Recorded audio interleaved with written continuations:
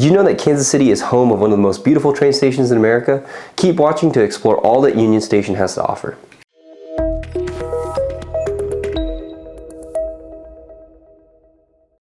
We're going to start with the history of Union Station. Union Station has a rich and storied history, much of which you can explore yourself in the East Wing if you visit there. I'm going to take a few minutes to give you a brief history of the train station that we love here in Kansas City. The first train depot in Kansas City was located in the West Bottoms. West Bottoms is an industrial area where the Kansas and Missouri River meet. When that train station opened, it was a massive place for the time, and many Kansas City residents could not imagine ever needing such a large rail depot. The first station was called Union Depot, and it was built in 1878. It was a luxurious place with offices and restaurants. When it was first built, the population of Kansas City was very small, having gone only over 10,000 just a decade before Union Depot was built. Union Depot was so large that the critics called it Kansas City's insane asylum. But just 12 years after Union Depot was built, Kansas City's population boomed over 132,000. And this made Union Depot an extremely busy train station. In 1903, there was a flood that flooded Union Depot, and the city decided that it would be best to find another place for the train station. So I'm here right now at where Union Depot used to be, and as you can see, as I turn you around here, it's a pretty low point in Kansas City,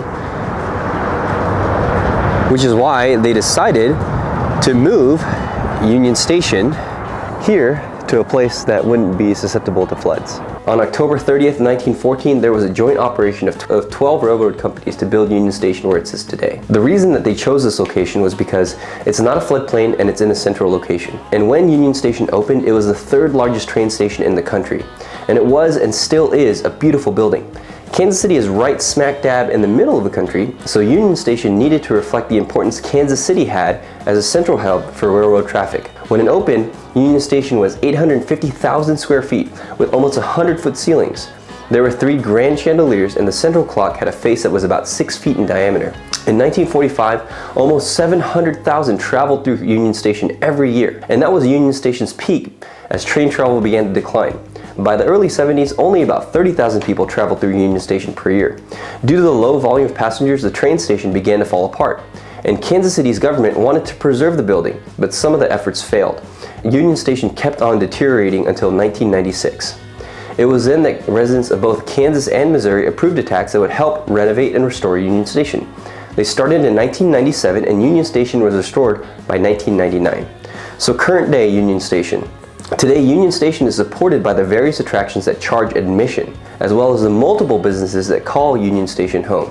There are quite a few restaurants there and a lot of different attractions. In the second half of this video, we're going to get into some of the things to do if you were to visit Union Station. If you're researching things to do in Kansas City because you're looking to move here, I would love to be the realtor that helps you. My name is Jaylenn Wong, and Fountain City produce content about Kansas City because we love Kansas City. I serve Kansas City on the Kansas and the Missouri side as a realtor. If you are looking to sell a home here, please reach out. My phone number is 626-226-6611. We will have a full house tour that we put on the Fountain City YouTube channel, as well as having you on the Fountain City podcast to tell potential buyers about why you love your home. Please don't hesitate to reach out. Again, my phone number is 626-226-6611, and my email is jaylenn.wong@gmail.com. Now back to the content. If you want to grab a really nice meal at Union Station, I would recommend going to Pierpont's. My wife and I grabbed a meal there for our last anniversary. And if you're going to eat there, there are 2 things I would recommend and 1 thing I would avoid. First, I would recommend any cut of meat, especially their filet mignon or their Kansas City strip. You really can't go wrong with one of those. Second, I would recommend any of their seafood. I'm a huge lover of seafood, so anytime I can have a good seafood plate, I recommend it. And Pierpont's has really good seafood. What I would do is I would avoid their burgers. It's not that they're bad burgers, but if you're gonna come here, I would spend the extra money and order the things that they're known for. The last time that I had a burger there, it was fine, but in my opinion, you're gonna be wasting a trip to Pierpont's if you just get a burger. Another place to eat at Union Station is Harvey's. Harvey's is a place that you would come for either breakfast or lunch because they close by 3 p.m. If you come to Harvey's, you can't go wrong with the omelet for breakfast, and if you grab lunch, I always recommend the prime rib dip. I love eating at Harvey's because you can really feel the pulse of Union Station since you're sitting right in the main hall. You can see how many people are coming and going through the area, and you really get a feel for what's going on at Union Station. As far as other places to eat, if you're just passing through and not in the mood for a meal, go ahead and grab a coffee from the Parisi Cafe or a sweet treat from the Rocky Mountain Chocolate Factory.